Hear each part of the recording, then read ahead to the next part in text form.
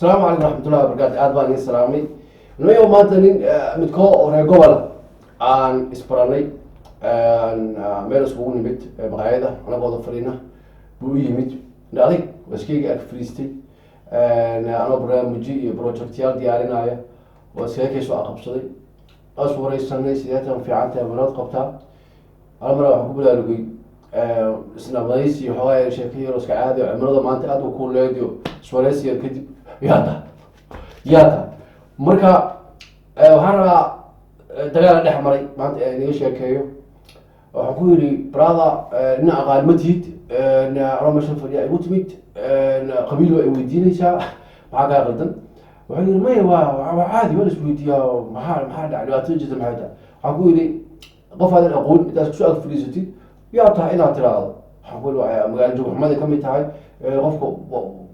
يعني قف استقال حتى يا تنسوا الاستاذ waxaan ku wax qurux badan ma aqaan marka stage magaalada joogta ilaad ku idmaayo xogaa magaalada qabso fahan ereyada qaarkood iska ilaali ma maxaa isku qarinaysaa ma aragtay wala isweydiya qabiil iyo ma ka dhalatay shaki baa qabiilkada ku jiro waxaan ku yiri brada aniga muku aqaan ya waxaan ahayna waxaa jira ku yiri waxyaabo la yiraahdo xogta gaarka ya waxaan ahay magacayga qabiilkayga cuduradan qabo waa xog gaar ah waa aniga khaasa private yiraahdaa jira ku yiri brother weli baad maqal oo maleynaa ku yiri waxyaabaha private ka qofka noloshiisa ku saabsan inaad uu ku sheego qasab ma hana ku soo qabiil iyo qabiil la'aanba landheer iyo langaab midna uusan ka dhalan ama ahaynba waxaan ku yiri kuma qanacsanin inaan kuu sheego waxa aniga ah sababta kuu sheegan ani ahaantiida ma aqaan waxaan kaa faa'iidayna ma jirto waxaan igu kordhin kartid waxaan iga ma jiri kartid marka saa ogeed yani I don't know meesha dhibaatada ka hayso maya was qarinaysaa maaragtay dhibaatada ku haysata waxaan ku yiri macquul dhibaato inay haysato inaas qarinayna macquul laakiin hadda adiga inaan kula doodo ma rabo inaan wax kuu sheegana ma rabaan ku yiri marka ninkaasi qisada dhex martay waxay igu baraarujisay inaan si barnaamijka ah ooga hadlo dad badanoo waxaa jira mar walbana waa la kulmaa qisa noocana oo dadku isla markay ku weydiinayaan maxaa ka shaqaysaa meeqa ilmaa dhashay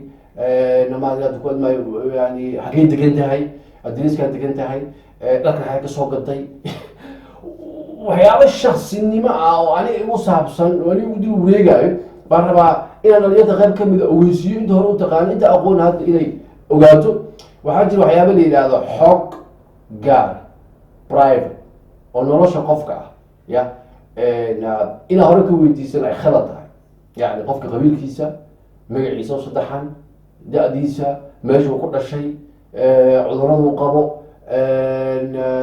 meeshuu u socdo meeshuu ka yimid yani hobbigiis waxyaabahuu jecel yahay lambarka sirarka oo kale baasweynada waxyaabaha waa private brother waxyaabaha waa khaas waa nolosheeda ku saabsan wax adig kaa galayna ma jirto sababa i weydiisana meesha ma taalo wax kaa soo gelaya haba yaraatay adhano yani